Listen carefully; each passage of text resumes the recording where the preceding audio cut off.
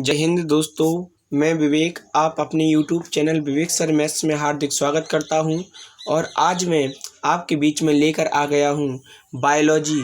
जितने बायोलॉजी से important question बनेंगे जो कि सभी परीक्षाओं में आने के लिए railway, SSC GD, UP police, UP constable जहां पर भी बनेंगे हम आपको करवाने का प्रयास करेंगे। यदि प्लीज़ आपसे पहले हमारे चैनल को आपने सब्सक्राइब नहीं किया हो तो प्लीज़ आप हमारे चैनल को सब्सक्राइब कर दीजिए, लाइक कर दीजिए। चैनल का नाम आप इधर देख पा रहे होंगे विवेक सर मैथ्स से।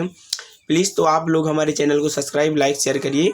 और ये दैनिक जीवन में विज्ञान का पार्ट 1 ये हम आपके लिए लेकर आ गए हैं। जो कल का वीडियो आएगा उसमें पार्ट 2 आएगा। आप लोग इस स्ट्रक्चर को देख पा रहे होंगे। आइए तो हम इसको शुरू करते हैं।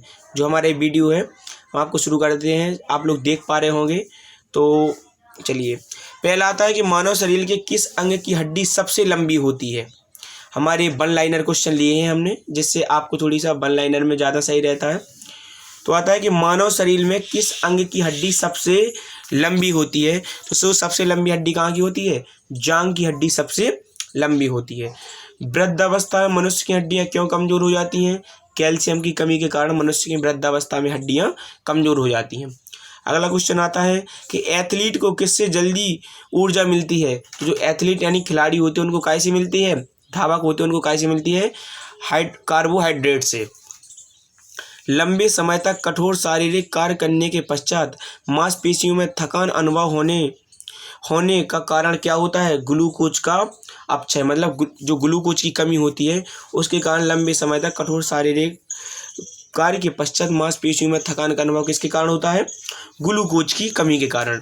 अगला क्वेश्चन है कि रक्त ग्लूकोज क्या बनता है? कि रक्त ग्लूकोज स्तर सामान्यतः व्यक्त किया जाता है भाग प्रति मिलियन में।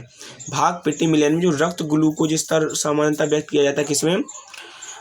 भाग प्रति मिलियन में। शरीर में ऊतकों का निर्माण किससे होता है? जो ऊतक होते हैं जिनको टिश्यू बोलते हैं, किससे होता है? प्रोटीन से होता है।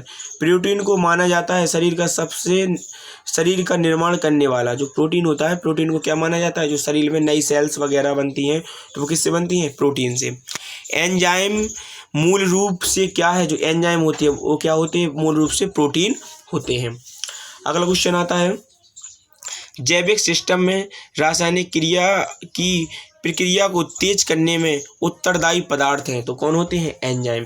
मतलब जैविक सिस्टम में जो रासायनिक क्रिया की प्रक्रिया को तेज करने में उत्तरदायी पदार्थ होते हैं वो कौन होते हैं? एंजाइम। सोयाबीन में प्रोटीन का प्रतिशत कितना होता है? जो सोयाबीन का बीज होता है उसमें कितना होता है? 42% सबसे ज़्यादा प्रोटीन पाया जाता है सोयाबीन के बीज में। कैप्सूल का आवरण बना होता है। कैल्शियम आप लोग कैप्सूल जानते होंगे। जो आप हम लोग दवा खाते हैं तो वो काय का बना होता है? स्टार्च का। Starch, gelatin. कैप्सूल के 2 भाग होते हैं, इनको एक होते हैं सॉफ्ट जेलेटिन और एक होता है हार्ड जेलेटिन। शहद का प्रमुख घटक क्या होता है? शहद में क्या पाया जाता है? फ्रक्टोज शर्करा होती है जो उसमें पाई जाती है। कौन सी शर्करा तत्काल ऊर्जा प्रदान करती है? तो जो ग्लूकोज शर्करा होती है, जो चीनी होती है ग्लूकोज, वो तुरंत ही हमें क्या देती है? ऊर्जा देती है। इसलिए जब किसी को चक्कर आता है तो हम उसको क्या पिलाते हैं? ग्लूकोज। यदि ग्लूकोज ना हो तो 1 चम्मच चीनी और आधा चम्मच नमक डाल दो तो वो क्या बन जाता है? ग्लूकोज बन जाता है। शहद में मुख्यतः होता है, क्या होता है शहद में? कार्बोहाइड्रेट होता है। सर्वाधिक ऊर्जा प्रदान क्या करता है? कार्बोहाइड्रेट करता है। मानव शरीर में कार्बोहाइड्रेट पुनः संग्रह होता है ग्लाइकोजन का। ग्लाइकोजन, मानव शरीर में कार्बोहाइड्रेट पुनः संग्रहण कहाँ होता है? ग्लाइकोजन में। शाकाहारी अधिकतम प्रोटीन खाते हैं। शाकाहारी मनुष्य होते हैं वो अधिकतम प्रोटीन कहाँ से खाते हैं? दालों में, क्योंकि दालों में सबसे ज़्यादा प्रोटीन पाया जाता है। प्रोटीन का सर्वप्रथम स्रोत हमने आपको बताया था सोयाबीन में कितना पाया जाता है? 42% प्रोटीन कहाँ पाया जाता है? सोयाबीन में। मानव शरीर में वसा जमा होता है। तो मानव शरीर में वसा कहाँ जमा होता है? ऊतक में। मानव शरीर में वसा कहाँ जमा होता है? ऊतक में। अगला आता है कि ऊंट बिना पानी के कुछ दिनों तक मरुस्थल में रहता है, ऐसा वह कर पाता है। जो ऊंट बिना पानी के मरुस्थल में रहता है तो ऐसा वह किसकी वजह से कर पाता है? अपने कुवड़ में जमा किए चिकनाई का प्रयोग करके। ऊंट को आप ध्यान से देखना तो उसके ऊपर एक कुवड़ होता है। तो जब वो ज़्यादा दिन तक पानी नहीं पीता है तो वो कैसे अपने शरीर के तापमान को मेंटेन करता है? तो अपने कुवड़ की जो चिकनाई चिकनाई होती है उससे करता है। एक और 10वां क्वेश्चन अक्सर पूछा जाता है कि जो मृग मरीचिका है वो किससे संबंधित है, तो वो ऊँट से है। वो किसके अनुसार वो चलती है, total reflection, TRI, total internal reflection, total internal reflection. दांतों में क्या पाया जाता है, तो दांतों में पाया जाता है कैल्शियम। दांतों में क्या पाया जाता है, कैल्शियम। किस तत्व का संबंध दांतों की प्रवृत्ति के साथ है, तो फ्लोरीन। फ्लोरीन का क्या होता है संबंध, दांतों के साथ होता है। कोई कहता है कि हमारे दांत खिंच गए हैं, झड़ गए हैं दांत, तो उसका कारण क्या होता है, फ्लोरीन की कमी। इसकी वजह से हमारे दांत क्या होते हैं, खिंचने लगते हैं। हृदय की धड़कन को नियंत्रित करने के लिए कौन सा खनिज आवश्यक है, पोटेशियम। आपने देखा होगा जब कोई हृदय की बीमारी होती है तो हम उसका क्या टेस्ट करवाते हैं, सोडियम पोटेशियम।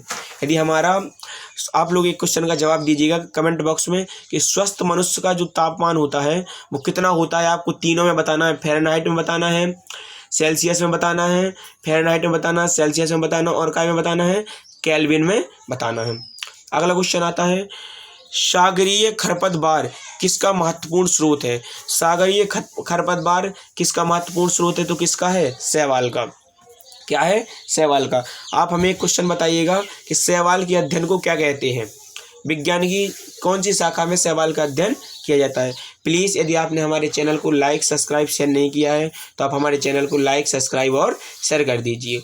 अगला क्वेश्चन आता है, आयोडीन का सर्वोत्तम स्रोत क्या है। आयोडीन का सर्वोत्तम स्रोत क्या है, दिया गया शैवाल। हमने आपके लिए जो एलो इसलिए कर रखे ताकि आपको क्वेश्चन छांटने में कोई दिक्कत ना हो, आप लोग आसानी से क्वेश्चनों को देख सकें। अगला क्वेश्चन आता है कि उपस्थिति तथा हड्डियों के निर्माण और संपोषण में आवश्यक तत्व होता है, तो कोई क्या होता है, कैल्शियम। उपस्थिति तथा हड्डियों के निर्माण में और पोषण में आवश्यक तत्व होता है, तो वो क्या होता है, कैल्शियम। द्रास कोश का अरक्तता रोग किसकी असमानता के कारण होता है, तो वो होता है लाल रुधिर कोश का। जो आपकी होती हैं, कौन सी होती हैं, आरबीसी होती हैं। आरबीसी का फुल फॉर्म होता है रेड ब्लड सेल्स, की वजह से क्या होता है, लाल रुधिर कोशिका की कमी से। प्रचुरतम मात्रा में खाद्य प्रोटीन के 2 स्रोत कौन से हैं, सोयाबीन और मूंगफली। आप सोयाबीन और मूंगफली खाइए, आपको पर्याप्त प्रोटीन मिलेगा। दूध में प्रोटीन और कार्बोहाइड्रेट के अतिरिक्त पोषणदायक अन्य तत्वों में सम्मिलित है, तो क्या है, कैल्शियम और पोटेशियम। सीमेंट और हस्तियों में कौन सा तत्व विद्यमान होता है, तो क्या होता है, कैल्शियम। सीमेंट आप लोग जानते हैं जिससे मकान बनता है, और हड्डियां, क्योंकि हड्डियां भी सीमेंट की तरह ही मजबूत होती हैं। आपको भी सीमेंट की तरह मजबूत बनना पड़ेगा। यदि आपको नौकरी पाना है, आपको जीवन में सफल होना है, तो आपको ऐसे सीमेंट की तरह बनना पड़ेगा। और प्लीज़ आप हमारे चैनल को लाइक सब्सक्राइब और शेयर करिए। अगला क्वेश्चन हमारा बनता है कि किसकी कमी से एनीमिया रोग होता है। तो जो एनीमिया रोग होता है वो किसकी कमी से होता है, एनीमिया रोग किसकी कमी के कारण होता है, तो आप हमें बताइएगा एनीमिया रोग किसकी कमी से होता है। तो लोहा, जो आयरन होता है हमारी बॉडी में, आयरन की कमी के कारण क्या होता है, एनीमिया रोग होता है। किस विटामिन का संबंध रक्त के थक्का से है। आपने देखा होगा एक हमें रोग होता है हीमोफीलिया, तो हीमोफीलिया में कौन से विटामिन की कमी होती है, तो होती है विटामिन के की कमी होती है। अगला क्वेश्चन आता है, मानव शरीर में औसतन ऑक्सीजन का तत्व कितना प्रतिशत होता है, तो कितना होता है, 50%। मानव शरीर में औसतन ऑक्सीजन का तत्व कितना प्रतिशत होता है, 50%। पालक के पत्तों में किसकी मात्रा सबसे अधिक होती है, तो किसकी होती है, आयरन की। इसीलिए जब किसी को खून की कमी हो जाती है तो हम उसको क्या करते हैं, आयरन, लोहा देते हैं, मतलब पालक खिलाते हैं, तो क्योंकि पालक में ही क्या पाया जाता है, आयरन पाया जाता है। अगला क्वेश्चन आता है, सबसे अधिक आयरन किस में पाया जाता है, तो सबसे अधिक आयरन पाया जाता है हरी पत्तेदार सब्जियों में आयरन पाया जाता है। मूत्र के स्रावण को बढ़ाने वाली औषधि को क्या कहते हैं, ड्यूरेटिक। जो मूत्र के स्रावण को बढ़ाती है उसको क्या कहते हैं, ड्यूरेटिक कहते हैं। टाइफाइड से शरीर का कौन सा अंग प्रभावित होता है, तो आंत होती है, जो वो टाइफाइड से क्या होती है, प्रभावित होती है। पेचिस रोग के लिए उत्तरदायी प्रोटोजोआ है, जो पेचिस रोग है उसके लिए उत्तरदायी प्रोटोजोआ कौन है, उसका नाम है एंट अमीबा। क्या है, एंट अमीबा। अगला क्वेश्चन बनता है कि आँखों की दूरदृष्टि की बीमारी किसके कारण होती है? नेत्र गोलक के छोटा होने के कारण। आँखों की दूरदृष्टि की बीमारी किसके कारण होती है? नेत्र गोलक के छोटे होने के कारण। नेत्र गोलक के जब नेत्र गोलक छोटा होता है तो आँखों की क्या बढ़ती है? दूरदृष्टि दोष हमारी आँखों में हो जाता है। हैजा मतलब किसके कारण होता है? Bacteria virus. तो हैजा होता है किसके कारण? जीवाणु के कारण क्या होता है? हैजा होता है।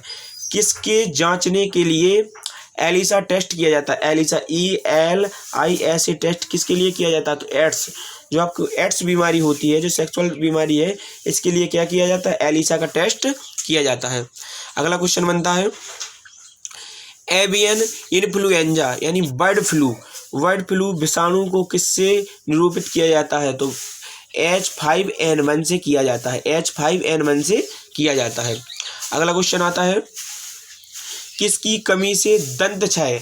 हमने आपको बताया था कि दांतों का क्षरण क्यों होता है, दांत क्यों खिंच जाते हैं, दांत क्यों घुलने लगते हैं।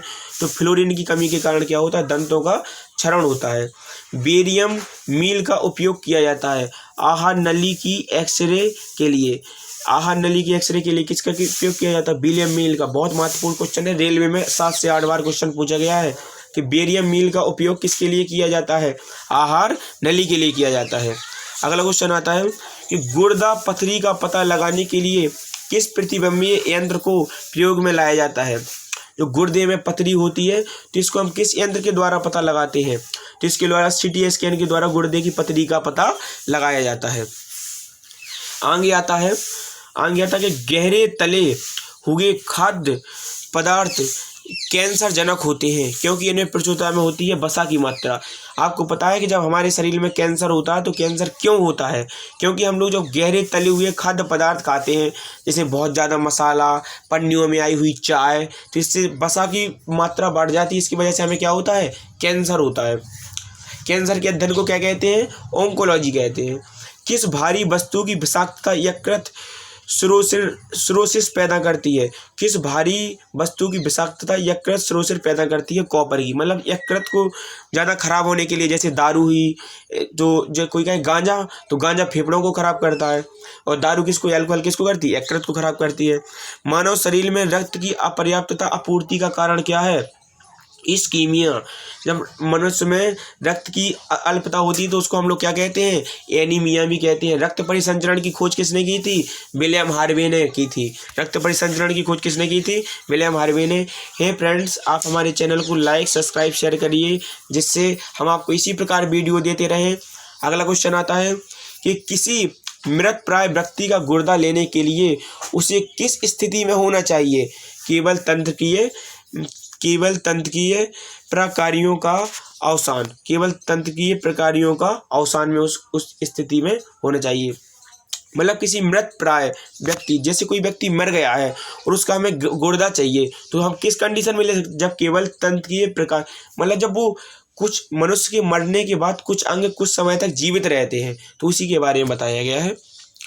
अगला क्वेश्चन आता है, यदि एक पिता का रक्त वर्ग A है और माता का रक्त वर्ग O हो तो बताइए कि उसके पुत्र का कौन सा वर्ग बनेगा? यदि A है पिता का, फादर का है A, माता का क्या है O, तो जो वो रहेगा तो कौन रहेगा? O रहेगा। बच्चे का क्या रहेगा? O रहेगा।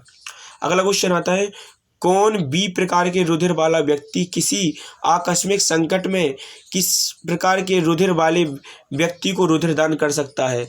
तो बी वाला किस किस को दान कर सकता है? एक तो तुम्हें पता है कि AB होता है सर्वग्राही, तो AB को दे सकता है, और B को तो दे ही सकता है। तो इस कंडीशन में 2 को दे देगा, AB को, क्योंकि AB सर्वग्राही है, O क्या होता है? सर्वदाता होता है, B को तो दे ही सकता है। देखिए, हमने इसमें हर कोई ऐसा पार्ट नहीं बचा होगा बायोलॉजी का जिसमें हमने इससे क्वेश्चन ना लिए हों। ऐसा नहीं है, कंपटीशन के लिए आवश्यक है। इंटर वाले भी पढ़ सकते हैं, हाई स्कूल 9th 10th वाले, जी हर व्यक्ति के लिए महत्वपूर्ण क्लास है। जो बच्चा पढ़ रहा है, जो बच्चा नौकरी लेना चाहता है, उसके लिए, सबके लिए महत्वपूर्ण क्लास है। अगला क्वेश्चन आता है, यदि माता पिता में से एक व्यक्ति का रुधिर AB है और दूसरे का रुधिर O है, तो बच्चे का संभावित रुधिर क्या बनेगा? AB बनेगा। क्या बनेगा? AB बनेगा। अगला क्वेश्चन आता है, अगला क्वेश्चन है कि यदि संतानों की भ्रूण अवस्था में माता के गर्भाशय के अंदर ही रक्त का थक्का बनने से मृत्यु हो जाती है तो इस रोग को इरिथ्रोब्लास्टोसिस फीटेलिस कहा जाता है। इसका कारण क्या है? पिता का RH फैक्टर तथा माता का RH फैक्टर। देखो, पिता का जब RH फैक्टर होता है पॉजिटिव, माता का RH फैक्टर होता है नेगेटिव, तो देखना जो माता का गर्भ होता है, माता के गर्भ में क्या होता है? थक्का बनता है, ना कि बच्चा नहीं, थक्का बनता है। उसी के कारण उस गर्भ का क्या होता है? गर्भ नष्ट हो जाता है। इसीलिए जो RH फैक्टर है, तो अब RH फैक्टर की खोज किसने की थी? रीसस नामक बंदर में की गई थी, बीनन ने की थी RH फैक्टर की खोज।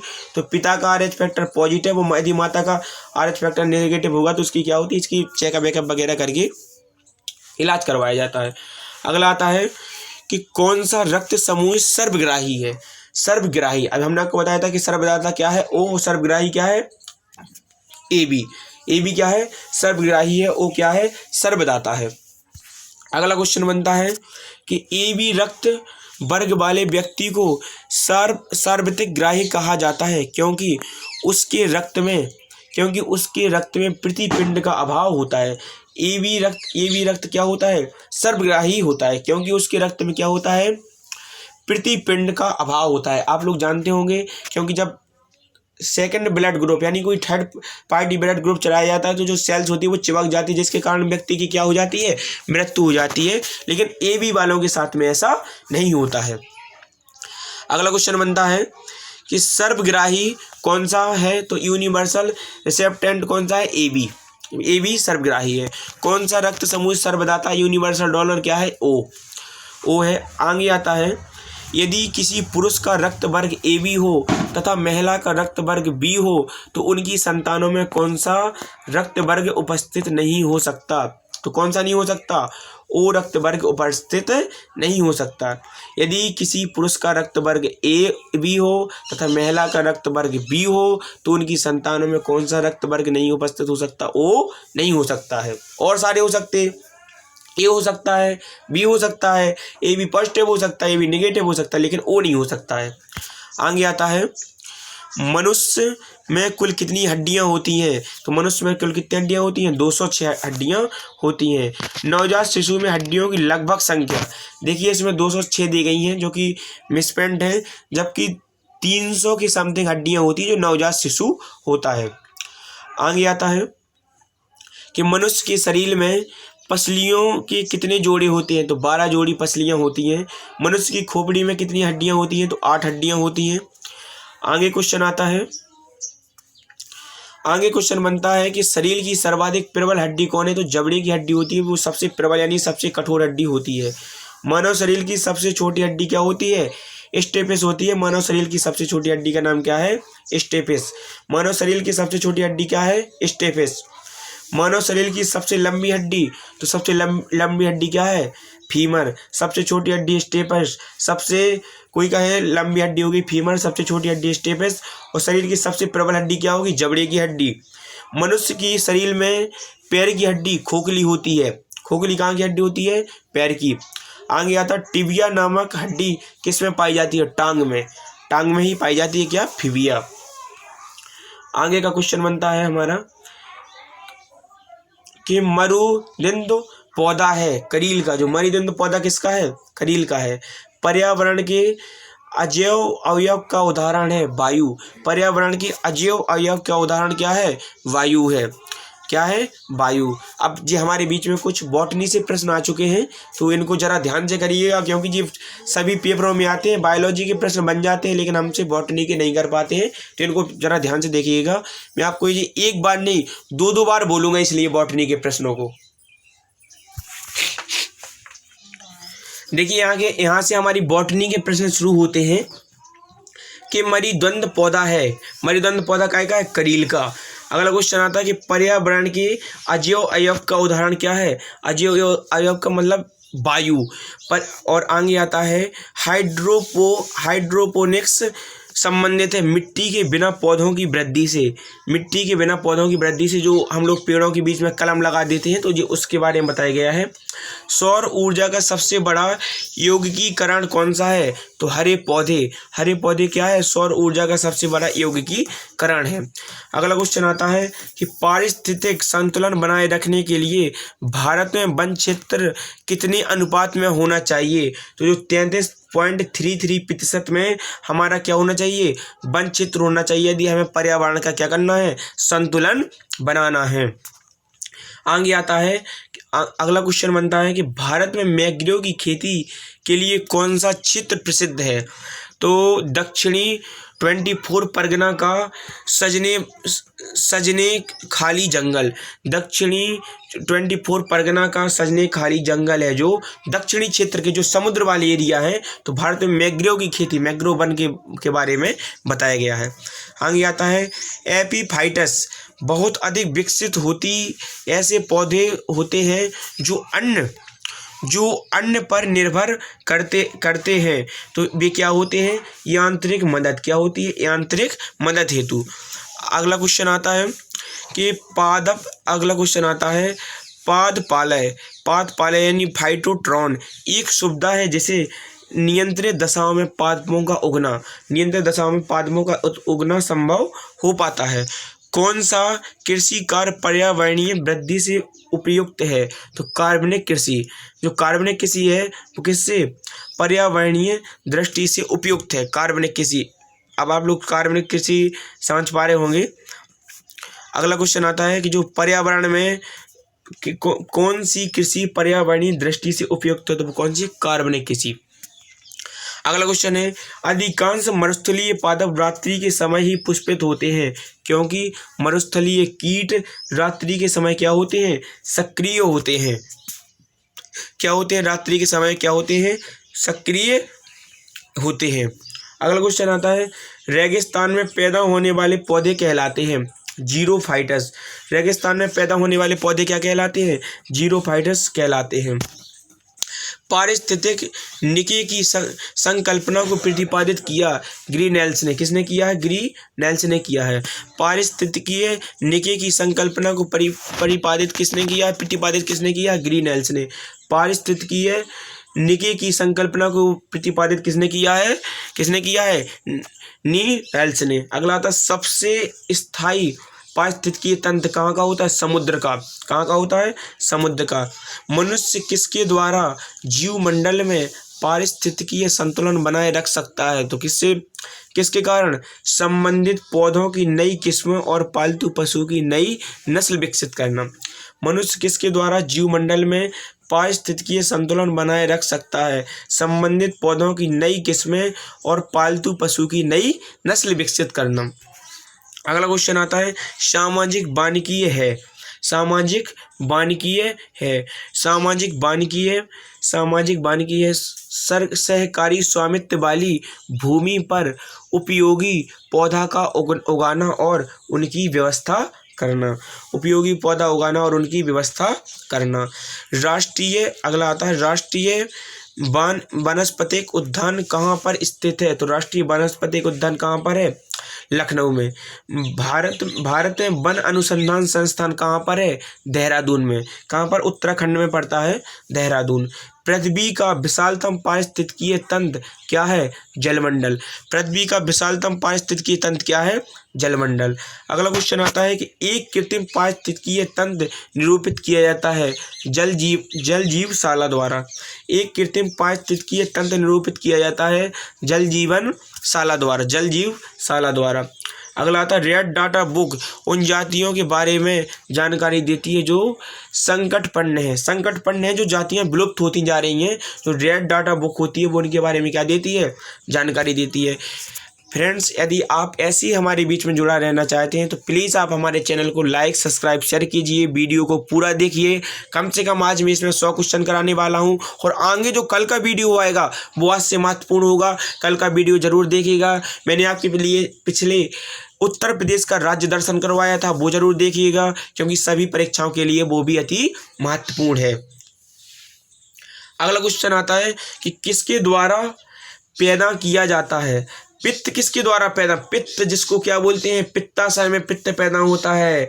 पित्त जानते हैं जो आपके भोजन को क्षारीय बनाता है, न्यूट्रल करता है, क्योंकि भोजन अम्लीय होता है, पित्त कैसा होता है, क्षारीय होता है। तो कहाँ बनता है, यकृत में। कहाँ बनता है, यकृत में। पित्त जमा होता है कहाँ पर होता है, पित्ताशय में। स्वस्थ मनुष्य का रक्तचाप यानी सिस्टोलिक और डायस्टोलिक कितना होता है, 120 से 180 mmHg। मतलब 120 जब ब्लड से पंप मारता है तो 120, और जब रिटर्न होता है तो कितना, 80। दौड़ लगाते समय मनुष्य का रक्तचाप बढ़ जाता है। दौड़ लगाते समय मनुष्य का रक्तचाप बढ़ जाता है। क्यों बढ़ जाता है भाई, जब ब्लड पिघलेगा तो रक्तचाप तो ऑटोमेटिक बढ़ेगा। सामान्य जीवन काल में मनुष्य का हृदय लगभग कितनी बार धड़कता है, 2 अरब बार। मतलब जितना मनुष्य जीता है उतनी बार में मनुष्य का दिल कितनी बार धड़कता है, करीब 2 अरब बार। अगला क्वेश्चन आता है, मानव शरीर में हृदय का कार्य है क्या है, पंपिंग स्टेशन की तरह। मानव शरीर में हृदय का कार्य क्या है, पंपिंग स्टेशन की तरह। कि भाई तुझे तो पंप ही करना है, फिर निकालना है, फिर अंदर करना है, फिर निकालना है, फिर अंदर करना। मतलब क्या है, हृदय का काम क्या है, पंप करना। जैसे रेलवे स्टेशन का काम क्या है, उसको ट्रेनों को इधर उधर निकालना, वैसे इसका काम क्या है। अगला क्वेश्चन आता है, अगला क्वेश्चन बनता है कि रक्त में लाल किसके कारण, जो रक्त का रंग होता है वो लाल किसके कारण होता है, हीमोग्लोबिन के कारण होता है। रक्त का रंग क्या होता है, लाल होता है। आगे आता है, हीमोग्लोबिन में होता है, तो हीमोग्लोबिन में क्या होता है, लोहा, आयरन होता है। हीमोग्लोबिन में क्या होता है, लोहा, आयरन होता है। आगे बनता है कि शरीर में हीमोग्लोबिन का कार्य है तो ऑक्सीजन का परिवहन करना। जो अंतः देखिए श्वसन 2 प्रकार का होता है, एक इंटरनल एक आउटरनल। जो अंतः श्वसन में होता है उसका हीमोग्लोबिन का क्या होता है, कोशिका के पास ऑक्सीजन को पहुंचाना।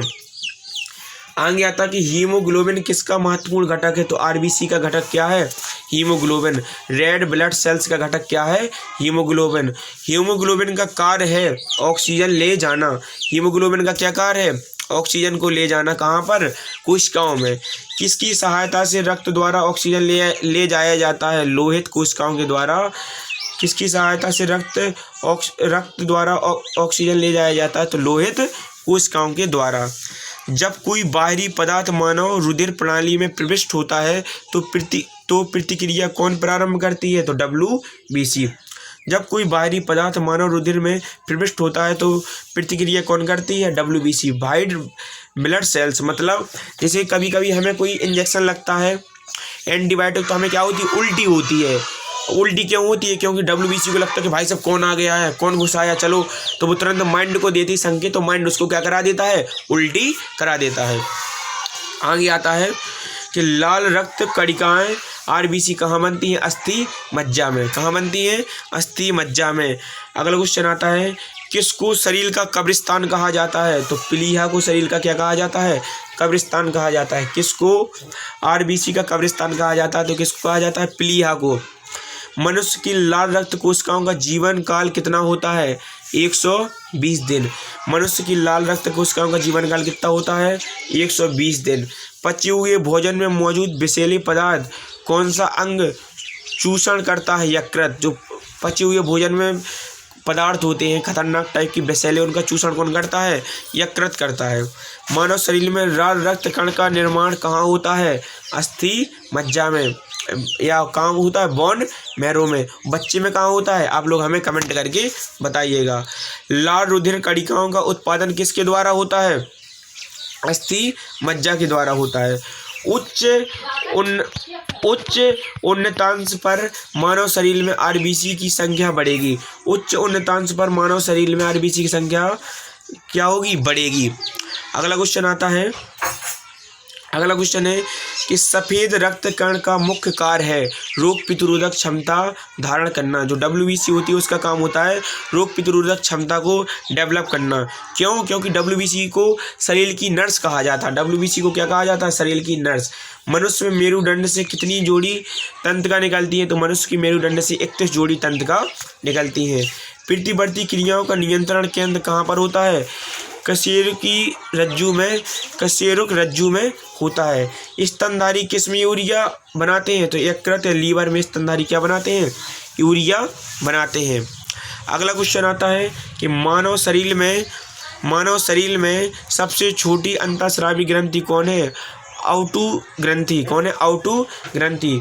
मूत्र का पीला रंग किसकी मौजूदगी के कारण होता है? तो जो यूरोक्रोम होता है, यूरोक्रोम के कारण मनुष्य का क्या मूत्र का रंग कैसा होता है? पीला होता है। देखिए आज हम आपको पार्ट 1 करवा चुके हैं, पार्ट 1 हम आपको करवा चुके हैं। जो हमारा पार्ट 2 होगा, पार्ट 2 कब होगा हमारा? पार्ट 2 कब होगा? कल होगा। पार्ट 1 हो गया है आज, अब पार्ट 2 होगा कल। तो आप लोग कल की वीडियो देख लीजिएगा, कल पूरा फुल वीडियो आएगा। तो आपके उसमें जो 100-150 करीब क्वेश्चन होंगे वो हम आपको उसमें करवा देंगे। चलिए धन्यवाद। यदि आपने हमारे चैनल को सब्सक्राइब नहीं किया है तो प्लीज़ आप हमारे चैनल को क्या कर लीजिए? सब्सक्राइब कर लीजिए, बेल आइकन को प्रेस कर लीजिए, घंटा को बजा दीजिए ताकि आप हमारा नोटिफिकेशन घंटा भर भी मिस ना कर पाएँ। तो प्लीज़ लाइक, सब्सक्राइब और शेयर ज़रूर करिए। धन्यवाद।